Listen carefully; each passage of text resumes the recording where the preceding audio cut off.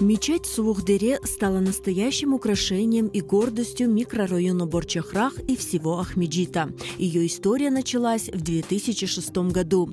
Тогда местные жители своими силами пытались построить джами, но на начальном этапе строительство было заморожено. Спустя более 10 лет местные инициативники вернулись к идее возобновить строительство. В 2018 году появилась идея с 10 тысячами рублями. Мы прибрали всю территорию, скосили тут траву, я не знаю, дня 2-3, наверное, ее косили, убирались, что-то завозили, потому что не было вообще ничего. Надо было хотя бы там вагончики какие-то, емкости притащить, чтобы что-то как-то, работу делать. Все, дальше думали, как это все начинать, потому что деньги нужны были большие.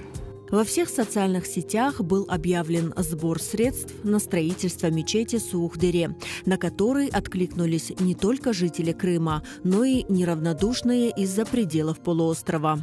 Завозили материал, кто может там песок привозить, кто щебень, кто ракушку завозил, цемент. Подняли стены, дальше у нас аппетит разыгрался, азарт появился. Работали сразу на опережение, наперед, то есть лес пробивали. Леса тоже у нас там на 800 тысяч, по-моему, тогда вышло только. Заказали, привезли лес. После леса у нас там фермы варились, тоже там сумма большая была. Нашли, кто сварит, в общем, все это подготовили. Ну и получилось так, что вот 18-й год, 19-й год, 20-й год. Но за год мы быстро все подняли. Когда мы штукатурили, тут люди в шоке были. 4 дня вся мечеть была внутри и снаружи заштукатурена. Тут человек 50, наверное, муравейник такой было. Завезли вату, начали ее клеить, походу крыша собиралась. При строительстве мечети в Суухдере главной задачей было выдержать крымско-татарский стиль, чтобы мечеть была не только местом для совершения религиозных обрядов, но и стала архитектурным наследием народа. Крышу мы заказывали, черепицу, тоже долго выбирали, хотели национальное что-то. Черепицу, поэтому мы нашли в виде ханского дворца. Привозили нам ее, сейчас я могу путаться, это Испания или Италия, то есть оттуда мы заказывали. Дом Аллаха надо делать из самого лучшего материала, чтобы он остался на века. Стены, конечно же, по проекту были другие, но именно саман всегда и везде использовался в отделке в наших домах. Это всегда было просто, приятно глазу. Это использовалась солома, желательно брали там ячмень, она более чистая. Брали, глину, там наносили и просто звездочкой покрывали. И тогда стены дышали, и в этом помещении находиться было комфортно.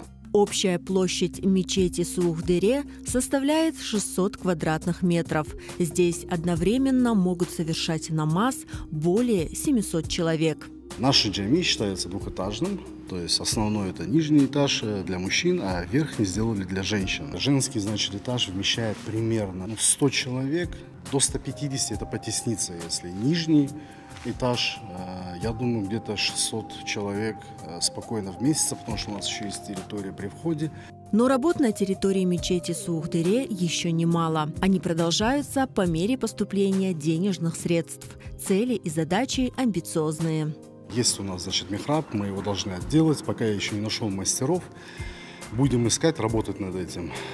Остался у нас потолок. Потолок тоже будет, ручной орнамент делаться. Люстру, наверное, иншаллах, мы тоже хотели бы вручную собрать здесь. В планах первый приоритет, это, наверное, будет Абдесхане.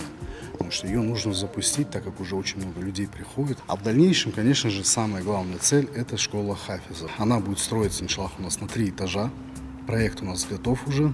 Первый этаж это будут классы, в которых будут ремесла национальные наши. Второй этаж это будут мужчины, там третий женщины, девочки, мальчики. Сегодня в мечети в Суухдере 5 раз в день звучит азан. Проходят праздничные и пятничные молитвы. Сюда приходят не только местные жители, но и приезжают мусульмане со всего Крыма и гости из других регионов. А в месяц Рамазан каждый день проходят коллективные ифтары.